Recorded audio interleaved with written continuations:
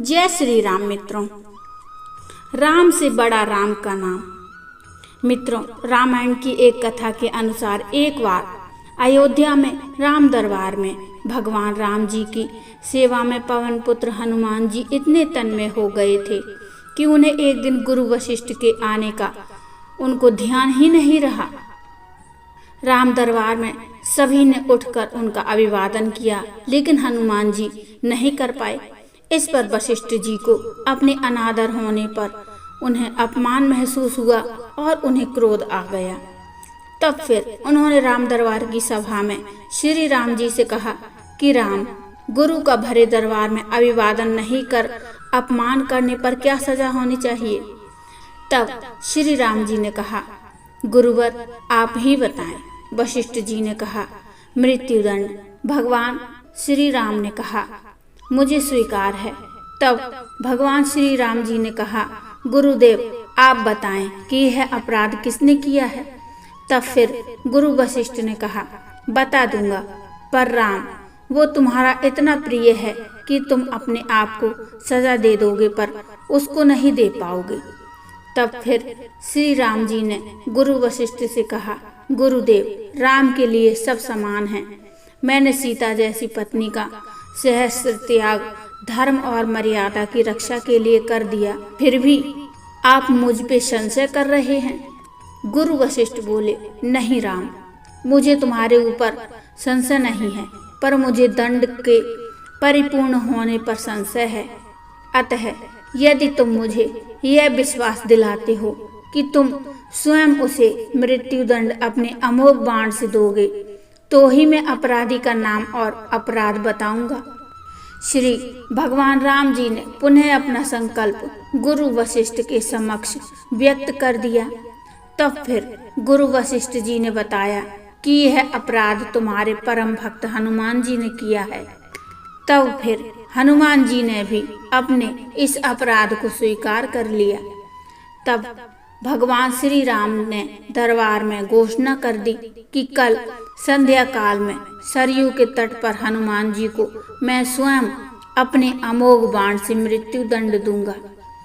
इस बात की घोषणा पर हनुमान जी अपनी माता के पास चले गए। हनुमान जी के घर आने पर उदासी की अवस्था में माता अंजनी ने देखा तो वह हैरान रह गई कि मेरा लाल वीरों का वीर, महावीर, अतुलित बल का स्वामी, ज्ञान का भंडार आज इस अवस्था में क्यों है। तब फिर उनकी माता ने उनसे बार बार पूछने की कोशिश की क्या परेशानी है, पर इस पर भी जब हनुमान जी चुप रहे तो माता ने अपने दूध का वास्ता देकर पूछा। तब हनुमान जी ने अपनी माता को सारी बात बताई और कहा कि यह घटना हुई है अनजाने में। और फिर हनुमान जी ने अपनी माता से कहा कि माता, आप तो जानते ही हैं कि हनुमान जी को संपूर्ण ब्रह्मांड में कोई नहीं मार सकता, पर भगवान श्री राम के अमोघ शस्त्र के बाण से भी कोई बच नहीं सकता। तब फिर उनकी माता ने हनुमान जी से कहा कि हनुमान, मैंने भगवान शंकर से राम मंत्र प्राप्त किया था और तुम्हें भी जन्म के साथ ही यह नाम घुटी में पिलाया था, जिसके फल प्राप्त से आज तुम भगवान राम के सबसे श्रेष्ठ और प्रिय भक्त हो और जिसके प्रताप से तुमने बचपन में ही सूर्य देव को एक फल समझकर मुख में ले लिया था। उस राम नाम के होते हुए हनुमान कोई भी तुम्हारा बाल भी बांका नहीं कर सकता, चाहे वो स्वयं ही क्यों न हो। राम नाम की शक्ति के सामने राम की शक्ति और राम के अमोघ बाण की शक्तियां महत्वहीन हो जाएंगी। जाओ मेरे लाल, अभी से सरयू के तट पर जाकर राम नाम का उच्चारण करना आरंभ कर दो। अपनी माता के चरण छूकर हनुमान जी सरयू किनारे राम राम राम राम रटने लगे। संध्या काल होने पर भगवान राम अपने संपूर्ण दरबार सहित सरयू तट आए। भगवान राम के संग सभी दरबारियों और वहां उपस्थित सभी श्रेष्ठ जनों को कौतूहल था कि क्या भगवान राम हनुमान जी को सजा देंगे।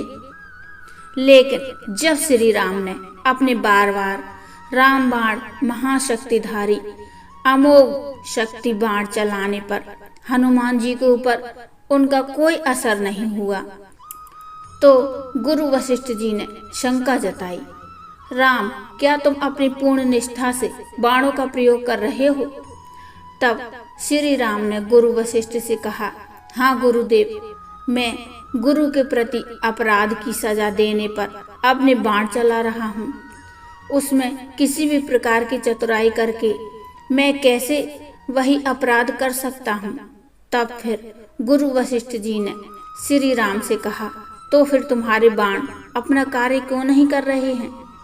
इस पर भगवान श्री राम ने कहा, गुरुदेव, हनुमान राम राम राम की अखंड रट लगाए हुए है, जिससे मेरी शक्तियों का अस्तित्व राम नाम के प्रताप के समक्ष महत्वहीन हो रहा है।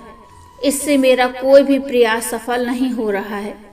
आप ही बताएं गुरुदेव, अब मैं क्या करूं? तब फिर गुरु वशिष्ठ ने भगवान राम से कहा, हे राम, मैं जान गया हूँ कि सारे अमोघ अस्त्र विफल होने के कारण क्या है। आज से मैं तुम्हारे साथ और तुम्हारे दरबार को त्याग कर अपने आश्रम जा रहा हूँ, जहाँ मैं राम नाम का निरंतर जप करूँगा। और फिर जाते जाते गुरुदेव वशिष्ठ जी ने यह घोषणा की कि हे राम, मैं जानकर मानकर यह घोषणा कर रहा हूँ कि स्वयं राम से राम का नाम बड़ा है। राम नाम महा अमोघ शक्ति का सागर है। जो कोई जपेगा, लिखेगा, मनन करेगा, उसकी लोक कामना पूर्ति होते हुए भी वो मोक्ष का भागी होगा। तो बोलो राम राम, जय श्री राम। मित्रों, ये रामायण का छोटा सा प्रसंग आपको कैसा लगा मुझे कमेंट में बताइए। मित्रों, ये कथा आपको अच्छी लगी हो तो लाइक करिए और चैनल को सब्सक्राइब कर लीजिए। मिलते हैं फिर एक और नई कहानी, नई कथा के साथ। तब तक के लिए जय श्री राम। रटते रहिए राम राम।